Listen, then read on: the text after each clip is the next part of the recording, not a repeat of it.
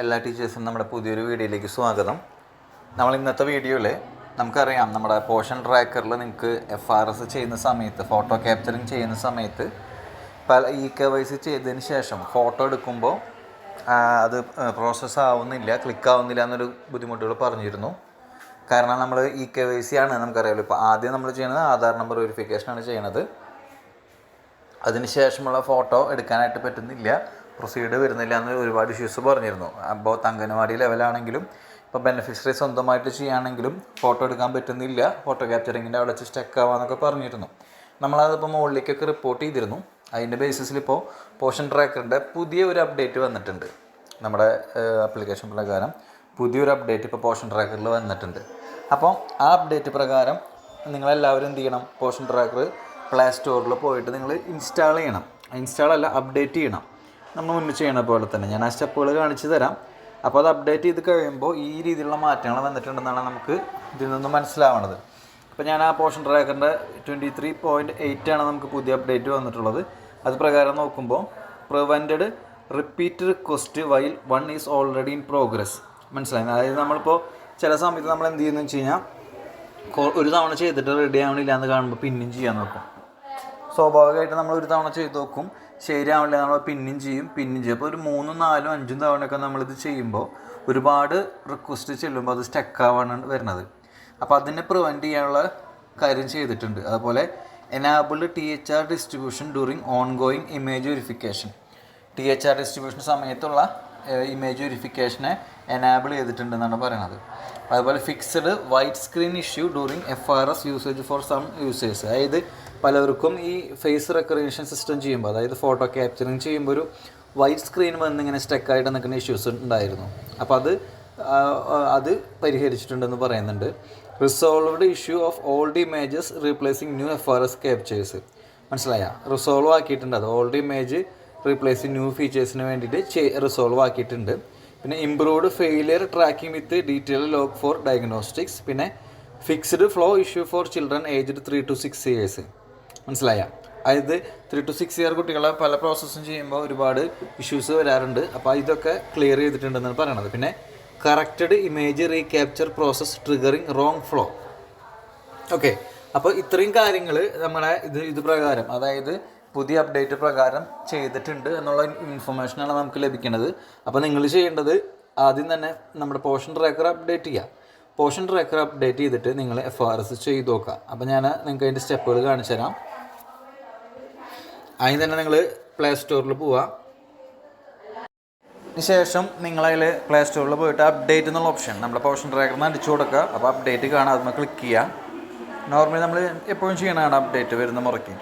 അതിന് ക്ലിക്ക് ചെയ്തതിന് ശേഷം ഒന്ന് വെയിറ്റ് ചെയ്യാം. നമുക്കറിയാലോ, അത് 100% ആവണ വരെ ഒന്ന് വെയിറ്റ് ചെയ്യാം. വെയിറ്റ് ചെയ്തതിന് ശേഷം ഇൻസ്റ്റാളിങ് കഴിഞ്ഞ് കഴിഞ്ഞാൽ നമുക്കത് ഓപ്പൺ ചെയ്യാനായിട്ട് പറ്റും.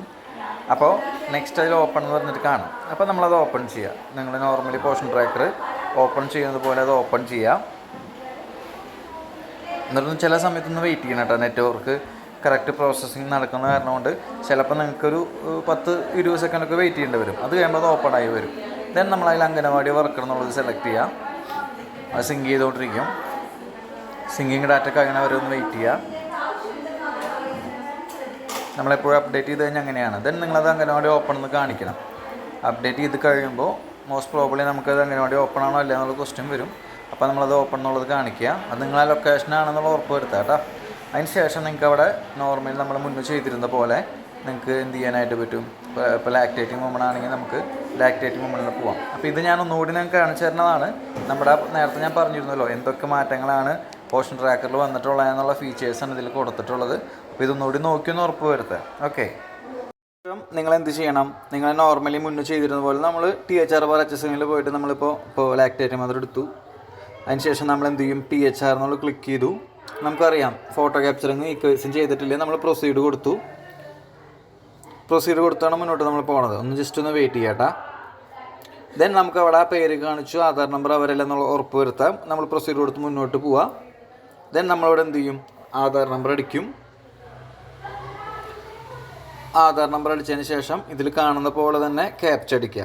ക്യാപിറ്റലാണ് നമുക്ക് വരും, അതുകൊണ്ട് ക്യാപിറ്റലാക്കി തന്നെ നിങ്ങൾ അടിക്കണം കേട്ടോ.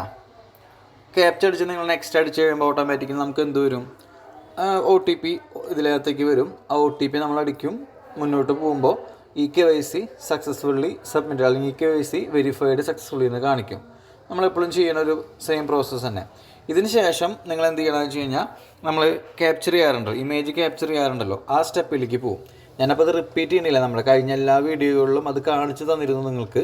അപ്പോൾ നമ്മുടെ ഫോട്ടോ ക്യാപ്ചറിങ്ങിൻ്റെ അത് ക്ലിക്ക് ചെയ്യുക. അത് ക്ലിക്ക് ചെയ്ത് കഴിയുമ്പോൾ നമുക്കറിയാം ഐ ബ്ലിങ്കിങ്ങും അതുപോലെ ഫേസൊക്കെ കറക്റ്റ് ആയിരിക്കണമെന്ന് പറഞ്ഞിരുന്നു. അപ്പോൾ പറഞ്ഞ അതേപോലെയുള്ള തന്നെ കറക്റ്റായിട്ട് പ്രോസസ്സ് ചെയ്ത് കംപ്ലീറ്റ് ചെയ്യണം. ഞാൻ ജസ്റ്റ് ഒന്ന് കാണിച്ചു തരാം, ജസ്റ്റ് സ്പീഡിലൊന്ന് കാണിച്ചു തരാം. കാരണം നമ്മൾ മുന്നത്തെ വീഡിയോകളിൽ ചെയ്തിട്ടുള്ളത് കൊണ്ടാണ് ഞാൻ ഒരുപാട് വിശദീകരിക്കാത്തത് കേട്ടോ. നമ്മൾ ഈ പറഞ്ഞ പോലെ തന്നെ ആധാർ നമ്പർ അടിച്ച് കഴിയുമ്പോൾ ഓട്ടോമാറ്റിക്കലി നമുക്കവിടെ ഒരു OTP നമ്മുടെ മൊബൈലിലേക്ക് പോകും. ആ OTP വരുന്നവരൊന്ന് വെയിറ്റ് ചെയ്യുക. ഓക്കെ, OTP വന്നു കഴിയുമ്പോൾ നമ്മൾ എന്ത് ചെയ്യണം, OTP അവിടെ അടിച്ചു കൊടുക്കണം. അപ്പോൾ OTP വരുന്നവർ ജസ്റ്റ് ഒന്ന് വെയിറ്റ് ചെയ്യുക. അത് കഴിഞ്ഞ് നമുക്ക് OTP വരുന്ന മുറയ്ക്ക് നമ്മൾ എന്ത് ചെയ്യും, അവിടെ OTP അടിക്കും.